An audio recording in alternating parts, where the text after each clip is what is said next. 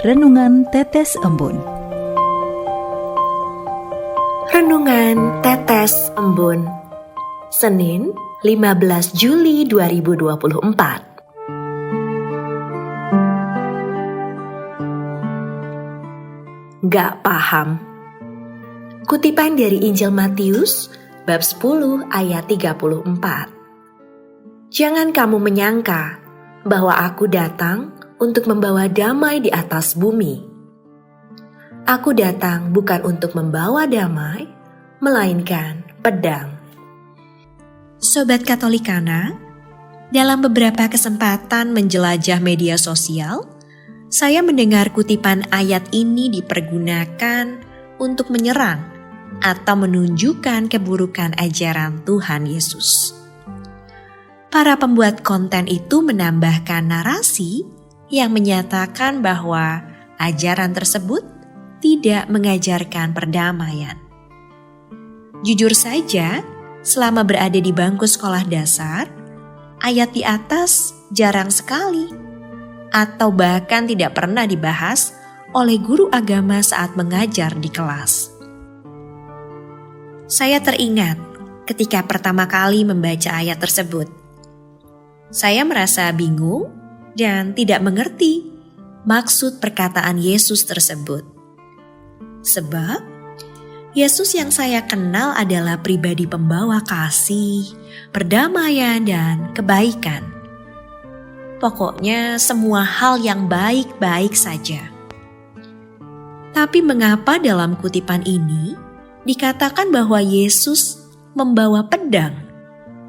Padahal setahu saya, Yesus tidak pernah memimpin perang atau pemberontakan. Menurut saya, kutipan Injil hari ini adalah ajaran Yesus yang sulit dipahami, meski sudah tersedia banyak tafsir tentangnya. Sobat Katolikana, saya sendiri memiliki seorang teman baik. Kami menjadi akrab satu sama lain karena kami berteman di kampus. Kami pun sering mengobrol tentang hal-hal rohani dalam banyak acara dan kesempatan.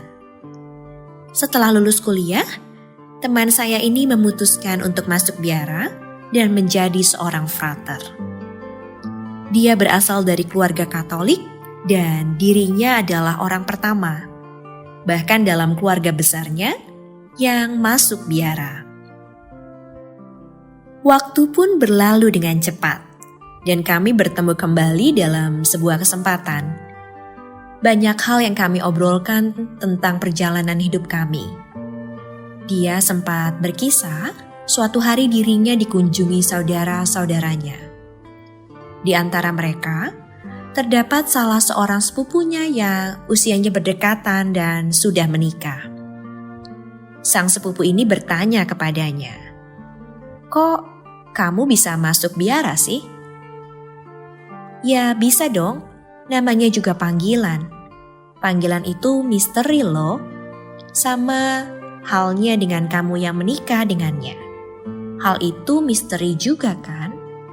Jawab teman saya itu dengan entengnya. Dari kisah tersebut dapat saya simpulkan bahwa ternyata tak mudah untuk memahami misteri panggilan hidup kita masing-masing. Salah seorang kenalan saya yang kini menjadi suster juga pernah berkisah tentang jalan berliku yang harus ditempuhnya. Hingga akhirnya memutuskan diri masuk biara. Suster ini berasal dari keluarga non-Katolik. Proses yang harus dilalui suster tersebut untuk menjadi Katolik pun dipenuhi perjuangan.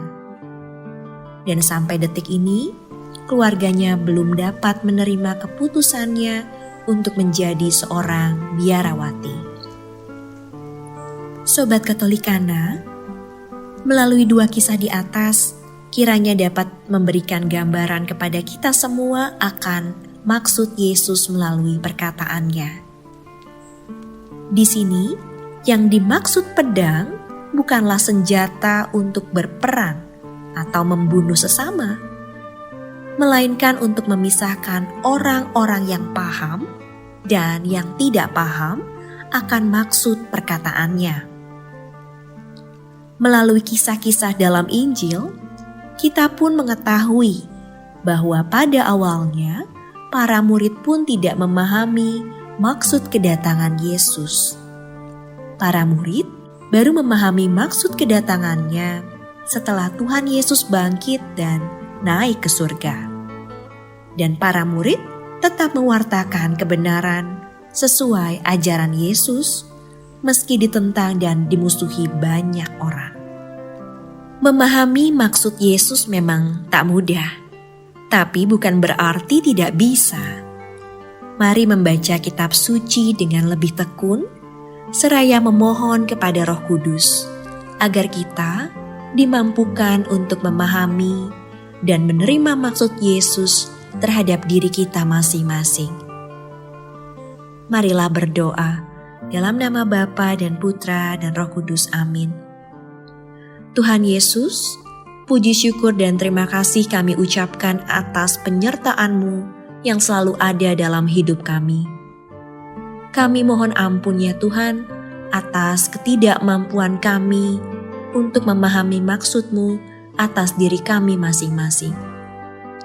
Curahkanlah Roh Kudus-Mu agar selalu menerangi kami, sehingga kami mampu mewartakan kebenaran-Mu kepada sesama kami.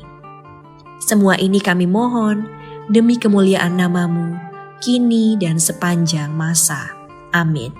Dalam nama Bapa dan Putra dan Roh Kudus. Amin.